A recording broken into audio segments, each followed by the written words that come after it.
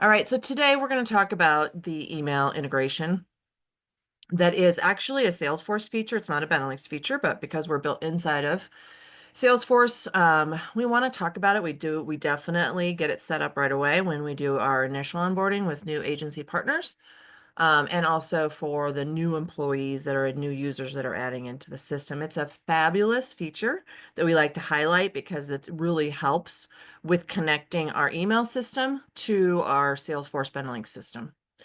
So here's a basic overview of what we're going to talk about today. Okay, the email integration system is available for Outlook or Gmail. Those are the two options we get to choose from. I'm going to talk a little bit about how we get it set up on the back end for those folks that are system admins. This is going to be helpful to understand. And this is also good for troubleshooting if you can't get into the system and it can't get set up correctly. I'm also going to review the one-time setup for the user. So we have to connect Outlook to Salesforce and Salesforce to Outlook or Gmail. Most of you guys are on Outlook. And it's a one-time setup, so we're going to review that briefly so you know how to get that set up correctly. Overall then, we are going to, I'm going to review the general navigation. So once we get into the Outlook, I'll show you what that looks like. It's kind of our Outlook integration window.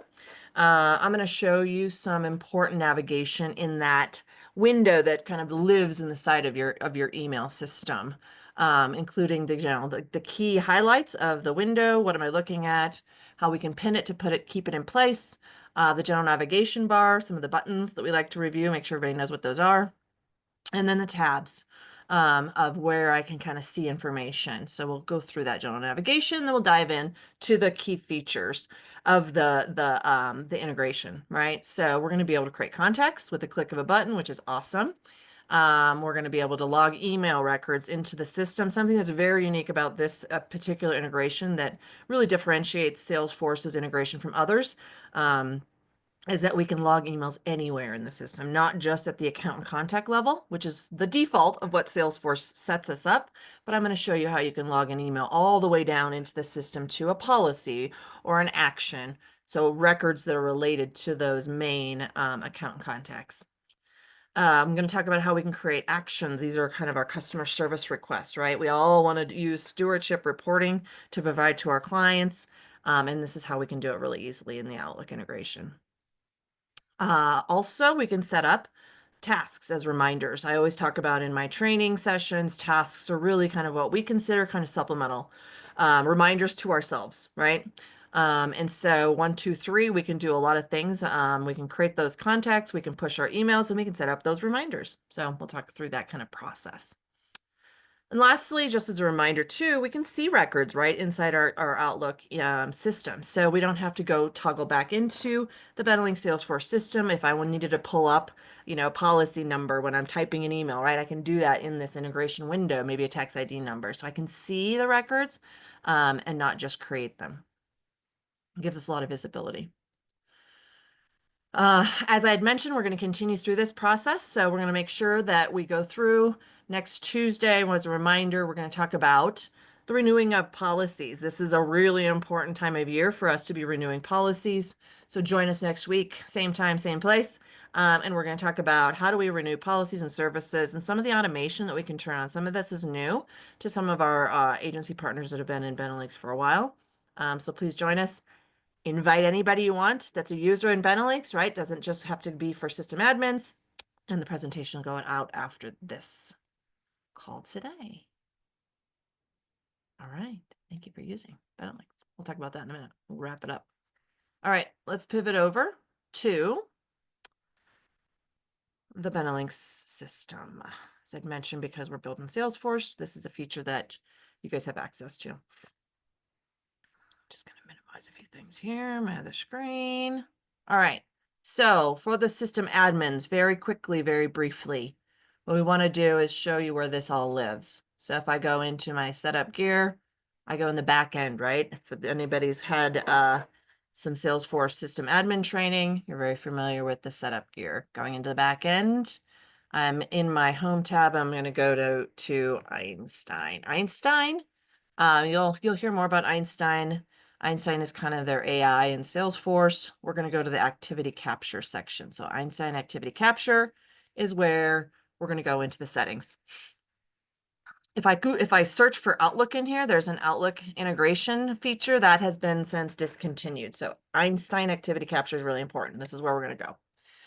This is a one-time setup. It's already authorized in my testing org here, but I can reset it. And this is where you're going to make that one-time decision of either go through Office 365 or go to Gmail. Once you have that, it'll set up this configuration for you one time, but you do have to make that decision. Can't do both, right? One or the other. Once it's set up, then you can go into your configurations. I'm not going to go into much detail here. Just wanted to show you kind of where it is. I go into my configuration, and now you can see I have a couple of settings. This is important, right? If we're adding new users on our own, we want to make sure that we set them up and select them and move them over to the selected area. By default, we as system admins, we turn off the automatic email. So we don't just have emails automatically going into the system. You can set that up if you'd like, but we turn it off so that you can self-select, right? You don't have every email going into the system. You self-select which ones you want to put in. The benefit of having this off also is that we can actually decide where that email goes, like I had mentioned kind of in the intro. Doesn't mean I can't push emails in. It just means it's not just going to be automated, right? So we turn that off.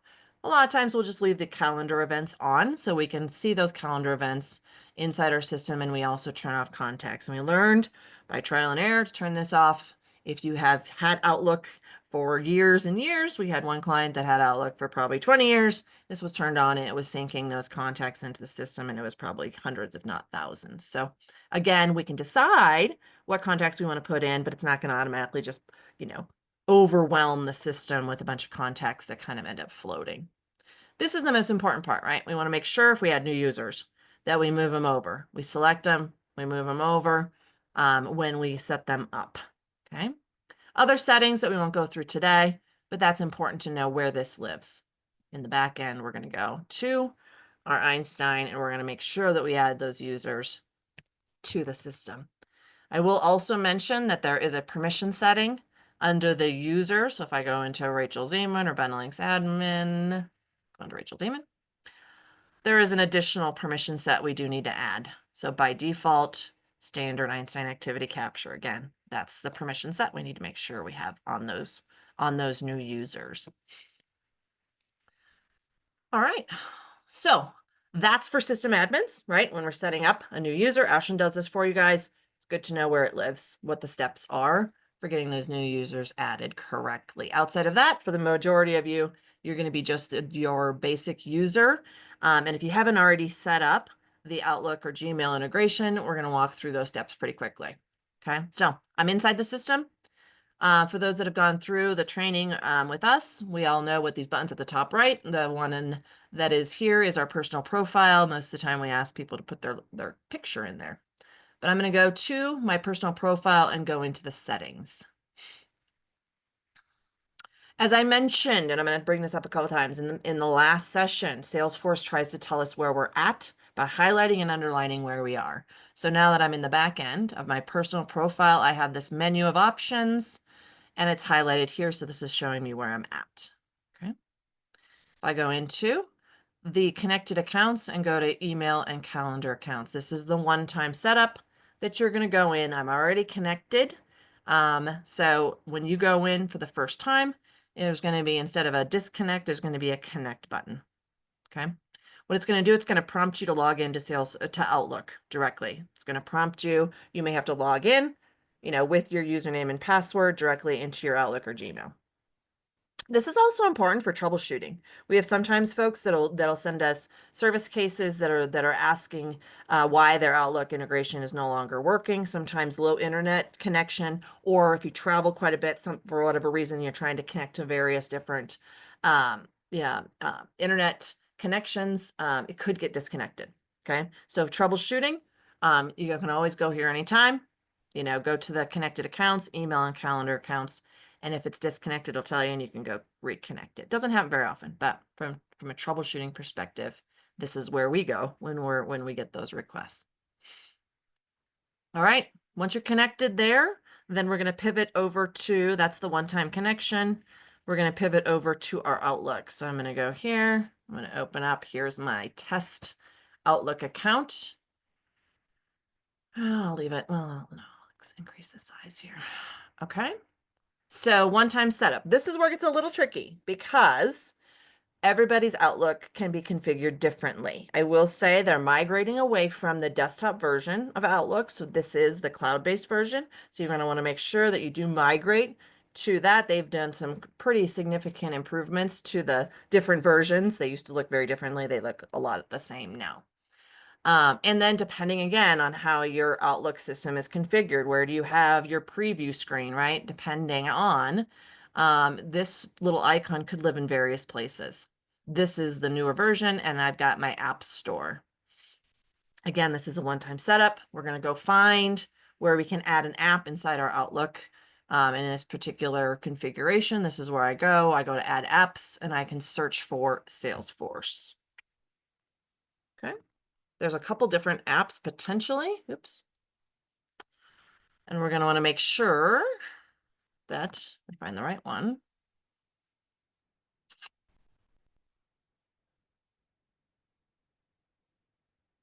Come on. Nope. Did not like that. Let's go back. Let's try again. Let's see. I've already got it loaded in here, so I'll just show you briefly what the icon looks like. So you can see it's pulling up various versions, and we're going to select not the connector. It's going to be, this is the first Salesforce icon. Okay.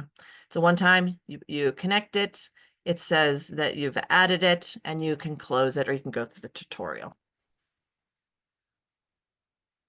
All right. It's a little different for everybody. So if you get lost or get stuck, let us know. We can help with that. But again, one-time connection. I will mention, see how this, I clicked on an email. So the first way to start engaging the Outlook integration is to click on an email, and it does engage only when you have a preview screen. So if you don't typically have that in your kind of your settings and how you have it, the view of your email, you will need to have a preview screen enabled so you can actually have that engage. And then this icon of this pop-up on the right-hand side is what displays. This is our integration window, and this is what we'll talk through and kind of all the different features. Okay. You can also see when I click on different emails, it's going to think and it's going to try to find. So this is AI enabled, and what it's doing is it's looking for the to, the from, and the subject, and it's trying to find records in the system that match. And so you will see that it will, as I engage in a different email, it is going to kind of churn and look for records similar, and it's trying to find those records for you. Okay. If we don't have a preview screen, then our Salesforce may be grayed out. And that's what I usually tell folks the first time. If it is grayed out, you see that little Salesforce cloud, it's because we have to engage it by, again, clicking on an email. Click on any old email, but click on that email, you'll see that that'll turn blue, and then you should see your integration window kind of populate here on the right-hand side. Okay, so it's kind of the first steps, right? Get it engaged, understand where it's going to live, right? Depending on how you've got your Outlook configured. And we do have to have that preview screen available. Okay. So let's talk through kind of some of the general kind of the outline of the design of the integration window. And then we'll kind of go into those key features. I'm just going to refer to my notes here real quick. So first thing you can see here, we have the Salesforce icon, our logo, and you can pin, just like we talked about last week. Pinning in list views, we can also pin and unpin this. So if I don't want this window to open every time I get into my Outlook, you can unpin it, but we can also pin it as well. So I recommend pinning it because it reminds us that it's there, and it reminds us to use it, right? Sometimes I forget. So if I pin it, it stays in place. As I move through my Outlook then throughout the day, it'll stay where it's at currently, just like we did in the other system. Default Salesforce, kind of getting back to the main screen, is there's an X here. We also will have an arrow to the left. So if I get kind of inside this little integration window, right, there's a back arrow. I can go back. It'll take me kind of back to this kind of main screen that you can see here. Okay. let's go back. So this is going to be your main screen then to get us back, right? X out or an arrow. And this is going to be kind of your home page in your integration. So a couple things about this. As you can see, we have a plus sign. So this is where I can create records. We'll go through that in a minute. You can see various records I can actually create right from here. What does that mean? These are the records that will actually be living in Salesforce, right? This is a window into Salesforce or Betalinx. So if I create a record here, it's going to, we'll show you how it'll actually create the record right in the system. We can also search. So this is like a global search. I can look for any records with my global search. If I click this, it'll actually open up a big whole screen and it'll open up my Salesforce. Okay. Just like your regular Betalinx Salesforce, the notifications, this is the tasks. So if I have tasks that are due today, it'll tell me how many are due. And my own profile. So I can go into that back end profile settings if I wish. If I X out of here, it's going to close the integration window. As a reminder, right? And I reminded you already earlier, is that Salesforce tries to tell us where we're at. Even in the integration, it's trying to say, hey, here we are. So it's highlighting that we're in the related tab. And let's not overlook that we have a secondary tab, right? We have a tasks tab. And one of the key features I'm going to show you is how that we can manage our tasks. We can create new tasks right here because we know you're never going to replace your Outlook in Gmail, right? And you're going to live in your Outlook. You're going to be communicating with your clients in Outlook. This is a great place to see like, oh, here's my daily tasks, things that I need to get done. So just a reminder, we've got that extra tab there, right? Related, and then our tasks tab. Important to know. And again, Salesforce tells us where we're at. All right, so let's start talking about these great features, right? And how this is a really great way for us to keep our Betalinx Salesforce system up to date and current, right?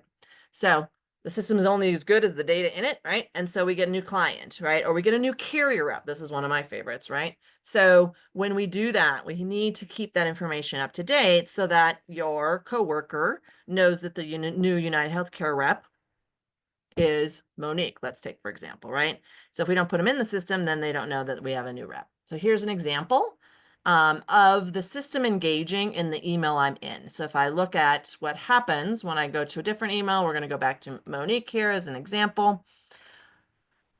Oh, we'll go back here and come on, Salesforce. What I want is this. So when we have a new contact that's not already in the system, you can see here, I can go to add to Salesforce. It's going to give me options. Betalinx system is very, very, very expansive, right? It's very complex and large. Our industry is. And so when we go to add to Salesforce, it's going to ask us what type of contact we're going to create. Let's assume this is an actual carrier. And now we can see what it's doing. So what's the benefit of this, right? What's the benefit of doing it here versus just going in and just, plugging it in? You can do that. But what it does, I'm in the email, I'm thinking about it right now. I can push the button, but also you can see it's actually populating first and last name, even email address, right? So now I can go in, I can just attach this particular contact to the carrier or the account that I would like. I could add in phone number. I can go and I can even do this, which I like. I can go and add phone numbers. I type very little.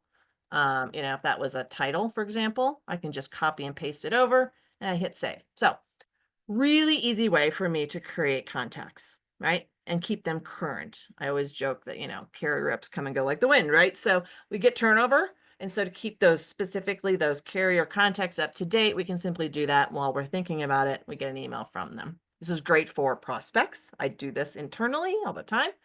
I can click a button, add those prospects. Obviously, any of our new HR folks, right? We can do that. So make it really easy to keep those contacts up to date. Second feature is logging emails. As I had mentioned, we can log emails in the system. And what that means is copying this email into the Betalinx Salesforce system, and we're going to attach it to a record. By default, I had mentioned this earlier as well, Salesforce is saying, hey, we're going to log this email for you, right? You're going to push the button that's called Log Now. And you can see that it's by default going to log it in an account. It's trying to find that account. Oh, we just added Monique to United Healthcare. So it's going to by default log that. Okay. but I don't have to push that email where the Salesforce system is trying to have me push it. So if I don't want this particular email, right, the email I'm in, to go to United Healthcare, maybe this email is about a client and I want it to go under this email, go under Bob's Bakery instead of under United Healthcare. So instead of hit log now, I'm going to pick the records I want, right? So I'm going to tell the system, no, no, no, thank you very much. I don't want it to go United Healthcare. I want it to go somewhere else. So how do I do that? Okay, first step, pick the record. Then these little icons, you'll memorize them eventually probably, is where I have to go and select, okay? If I want it to go somewhere else, let's say I want it to go under actions, just to be kind of drill down into the system. Maybe this email was about a claim issue. I have to pick the object first. By default, right, Salesforce is going to send us to accounts, but I can go and pick and I can put it anywhere in the system. I know my actions object. It's the little whistle, I think that is, and it's pink. So I'm going, the first step is pick that correct object, and then I'm going to start typing. What is the name of the record that I'm trying to push it in? Maybe it's a dental claim that I'm working on. So I'm going to select. Now you can see it's saying, where am I going to then copy this email? And now you can see it moved from United Healthcare to the record I've selected. My attachments are going to be included and I can hit save. Okay. So again, as a reminder, I can have it just send it where it's trying, which is the default under accounts or contacts. However, if I want to push it further into the system, which I always recommend, right, when we go through training, very little should live under the account record. Very, very little, right? It should be deeper. It should be related to Bob's Bakery. It should be a policy related to Bob's Bakery. It should be an action related, right? Because then I can find it quicker. Right, and how I do that is I select my own, find the particular object that I want to move it to. And in that example, again, maybe I want to send it to a couple places. Maybe I do want it to send it to Bob's Bakery's account. I can still do that. And now it's going to send it again. Hit save. Nothing is undoable, right? So let's say I send it over and it goes in the system and I don't like where I pushed it. I can go in and delete that and resend it. I cannot reassign it. I have to go delete it and then resend it from here. Okay. Let's take a quick look at where this stuff went, right? So let's pivot back real quick. And for sake of timing, I'm going to quickly search for Monique. So first thing we did, right, was create a record. And I can see this is what I did. See, I put the title, Bravo folder. So that's where that record lives. It's related to United Healthcare. So creating it in Outlook, it now lives here. Let's now look for that email. Where did I push that email? Let's see if I got it here somewhere. It's thinking. It's thinking. It's thinking. Let's see what I got here. Let's look and see if it pushed through to Bob's Bakery. No, right one, but let's go see. So where does the email, when I push it in, where does it go? If you don't see it, it's going to live in this activity tab, right?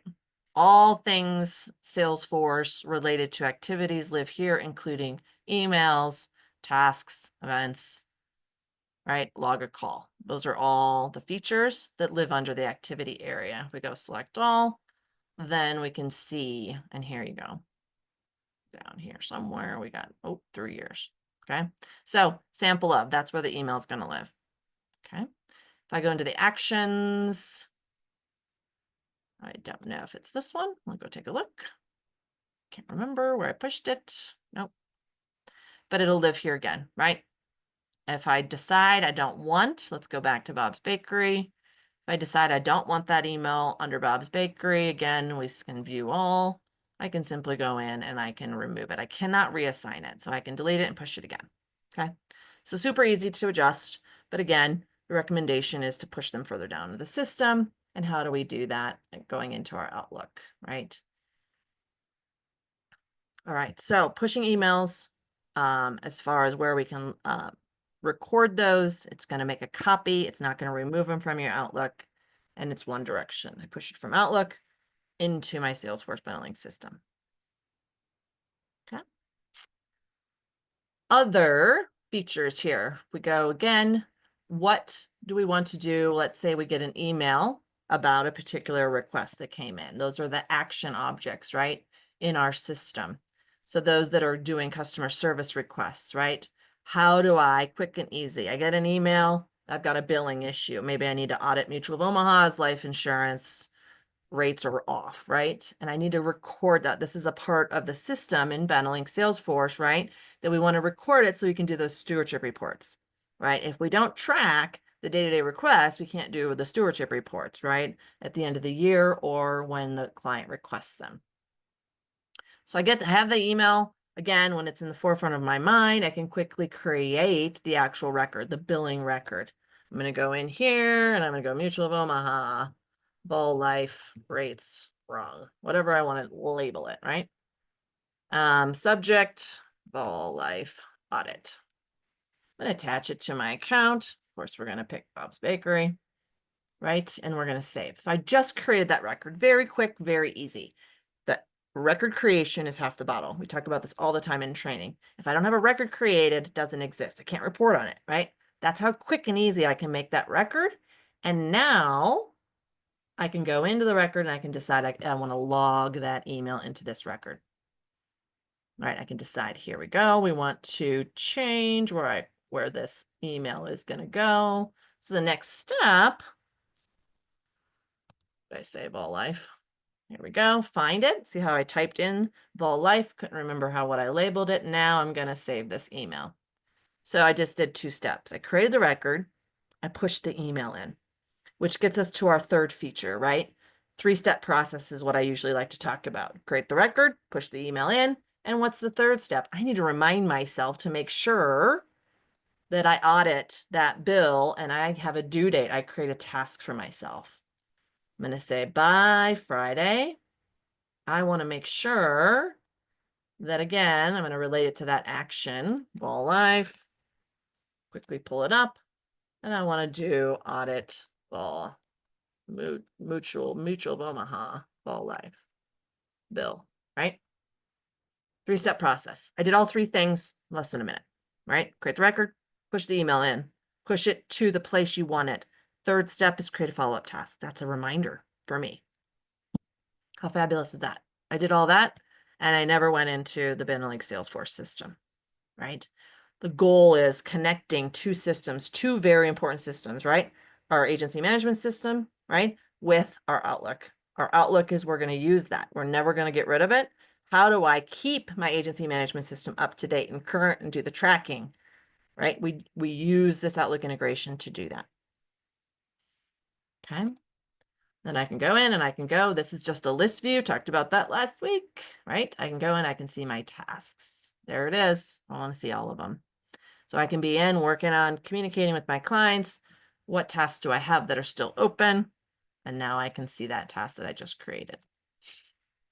And again, that task pushes over into the Salesforce Benelink system. I can see it there as well. So when I go back into the system later, I want to see everything I did. I want to see where I'm at with everything. I can always see it there. The last thing I want to touch on, kind of as an overview, is searching for records. I had a client ask this the other day, and it was one of those, wow, I thought everybody knew this, right? But they don't, so I wanted to bring it up. They were going in and they were struggling with being able to edit that record.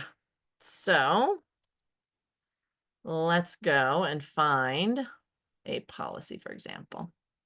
So I'm searching in the system. You can see all the fields I have, the information about that. I can go. I can even go to my related list and I can find anything related to that, right?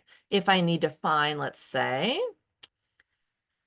information about the rates, this is pretty empty, or an effective date, right? So I can see the records right in the system. I can even edit if I need to. If something is incorrect, I need to update and edit, I can actually do it right from here, okay? So I can search for anything in the system, any record that we have access to right here without having to leave. Let's go back to that. Oh, I just had it here. There we go. Let's go back into one of those actions. Sometimes this is where we want to update and edit, right? So I can see it here. One of the things you can do too, we talked about this with another client the other day, is I can actually create the record right? This is an action record. I could even reassign it here.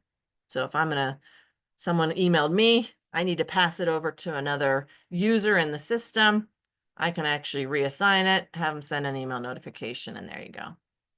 As much as we can do right here in the moment. And that's the key. When we get the email, that's when it's in the forefront of our mind. We want to take action immediately so we don't forget, right? It gets lost in the shuffle. And we want to keep our system up to date without having to pivot, right? Having to go back into the system and go, oh, I'll get to it later, right? The get to it later is on the bottom of our list. We're so busy this time of year, the get to it later just ends up on the bottom of tomorrow's list, and then so on and so forth, right? If we do it in the moment, we now have created the record, created the contact, pushed the email in, followed up tasks for myself, and maybe even reassigned that action to my team member that needs to help me get that resolved. I can do it all from here. Pretty darn slick. All right. That's the overview for today. Any questions? Pause for a minute. Ashlyn or Ian, do we have any questions that come in? Nothing large that really weren't more for the offline setting. So yeah, we've had a couple questions about recording and whether or not we're going to be sending it out, which we will. Once the call is finished, we will send out this recording to everyone for future reference, and then a couple other more directed questions that we're going to answer offline. Okay. Yeah, great. So I just went into that record again. Action was created, task is built, and you can see again, activity is where the tasks, log a call, events, right? Calendar events, emails, it all lives here, right? So I have that task that I can see, I have that email. It's great to have that history, right? What I tell folks when we're talking a lot about creating records in the system, create the record. As minimalist as possible, right? Get the record created. What I always talk about is when the email gets attached to this record, the story is in the email. Why recreate it, right? Why do I have to retype everything the client asked me to do when everything the client asked me to do is in the email, right? So you can see very limited information at the record level, but this is where the details live, right? The devil's in the details, and it's in the email. And why should we recreate the story and have to retype it in? But creating the record is key. If the record doesn't exist, if it's not created, doesn't exist, and we cannot report on it. We cannot create those beautiful stewardship reports. So it's a critical component. And from a sales perspective, like I said, I leave this window open, so it reminds me. I don't have to go now and, at the end of the day or end of the week, go in and type in my prospects, right? Their accounts or their contacts. I do it in the moment when I get an email or send them an email. Then I easily have that record creation started as a reminder for me to follow up with folks. Having the window open will help a lot to remind you to use it, right? And how to use it. And the more you use it, the easier it gets. Good thing too is if we send emails, right? If something is in a draft or we deleted something, right? And we decide we want to push it in, we can push the email from anywhere in the system, right? I go into that email, that deleted email, and I can still do the exact same thing. Sometimes we have to go back. Ooh, that was an important one. I didn't think it was. Let me go get it, push it into the system. Lots and lots and lots of efficiency, right? We always talk about this when I go through training too, but the goal with Betalinx and one of the challenges with traditional agency management systems is the heavy burden of manual entry, right? It's a lot of work for us to keep a system like Betalinx up to date, any agency management system. But if we don't have the data in the system, we don't have the right information in, right? We stop updating it, then the data gets old, right? And we don't have the ability to really do all the analytics and manage and maintain all the information that we're trying to track. So the goal with this type of a tool is that we can keep the system up to date with less effort, right? That I'll get to it list. Let me go type it in later. This allows you to push a button. It auto populates that first and last name. It'll pull in the email address, right? How many times do we have errors, right? When we do that. So when we don't have to, it keeps the system up to date, reduces the manual entry error potential, right? And we have those really important emails that we can log now in the system without having to go through other means to do that, right? I get all kinds of comments from folks that are doing it manually, right? They're right-clicking, PDFing it, downloading it, copying it, saving it. And that's a lot of work, right? And those emails, as I know, as a former agency owner, can be lifesavers sometimes, right? Having that email history when somebody promises something, right? And all of a sudden the rates are different than what was communicated, that can be a game changer for us to be able to retrieve those communications in that conversation. So really important to be able to use this feature. There's one last thing I was thinking of. That a client had asked me the other day. I'm trying to remember what it was. Any other items, Ian or Ashlyn, that you've gotten feedback on, questions related to this particular feature that I did not cover? Since we have a few minutes left here.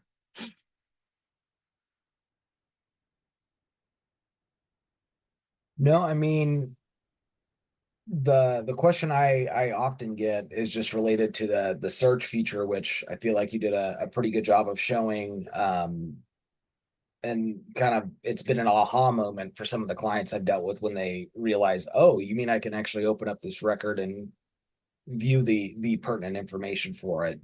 They tend to focus on the sending to Salesforce side of it instead of the, oh, by the way, you actually can retrieve some info from it. So it's definitely something to keep in mind, for anybody on the call, to make sure that you're able to understand. Yes, you can send records, you can log emails, you can create things, but you definitely can view a lot of this information and the related records to those accounts or contacts or policies right within the integration.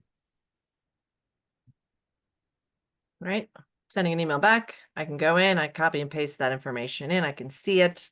I don't have to toggle back and forth. We did just get a question from Selene. Are you able to see your tasks, and not just for a single record, but all of your tasks that Yep. you may have open? Yep. So that task tab that you can see here, this is just default list views. So whatever list views you already have built in the system, you can see. So whatever list views you have, you can go in and then you could pull down, whether it be mine or all or overdue, you can see them all here. It's just pulling up a list of those items. Okay. And again, where does that live? Right over here, right? In our activities, but I also have the tasks tab or feature on my navigation bar. It's not standardly put on the navigation bar by Benelink, so you'd have to add it here with your pencil. But then you can see your list views, right? So you can see the list views that are here, and then you can go in and see which ones that are open, for example. So you can see them all here as well. Thank you, Rachel. One last thing I did remember, thank you for talking for a minute, that I wanted to talk about. So some of you are coming from very large organizations and you have a lot of people adding records into the same system, right? And so a couple things that we want to highlight is that we can look for records. So one thing I do always caution very large agencies is that if I'm trying to add a person, I can look for them here, right? I can go and search for and see, oh, before I go add, this person, are they already in the system? Okay. So it's always good. We can do a search for before we go, because maybe Richard is Rick to some people, right? So we want to look for that person. And I also believe that if we have duplicate records, it will actually in here, when I go to create a contact, it will actually warn me that duplicate rule feature is enabled. It'll actually warn me that you might be creating a duplicate here as well. So some of those really cool things that kind of keep the system clean that we get to use, inside our system here, it'll also be engaging here. So if I'm trying to create another Bob's Bakery, it should warn me that I'd already have one in place. Okay, so it's nice to have. Let's see if we can get it to work here. I think we have the in our testing org, right?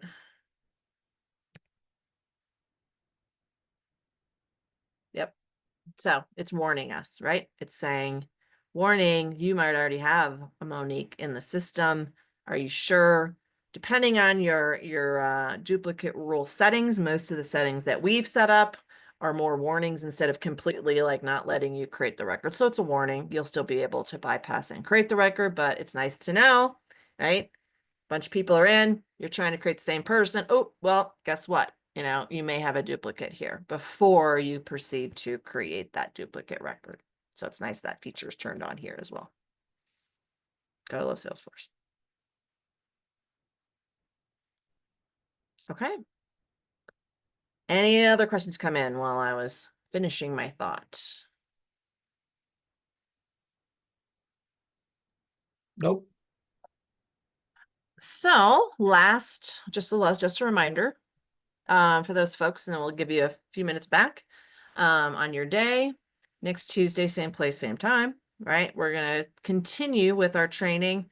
This is a really important session for folks that are new to the system. We've been doing a bunch of updates in your org, the renewal process, right? So what I don't want people to do is wait until January, February, March to update the Benelink system with the new policies that were sold, right? The good old days, we used to take our files, set them on the side of our desk, go on to the next account, right? And then when we had time, we go back through those accounts and we go, okay, what did they buy? And, you know, here's the mess that we're going to clean up, right? We have a lot of really great ways and features to allow us to renew those policies and services quickly and easily. And we even have some automation that's going to help us move those policies through the system from pending to enforce to terminated for you. So it's going to cut down on the work.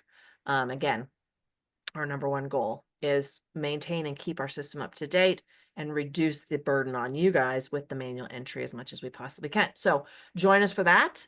We're excited to show and tell some of the new features that we're updating frantically in all your orgs with Ashlyn's help and Connie's for next week. And of course, that'll be recorded. And of course, like I said, send the invite to any of the users that you have in your particular agency that would like to join. And lastly, thank you for working with Benelinks. Really appreciate your business. We're growing quickly. We're very excited. Got a lot of new things coming in the new year.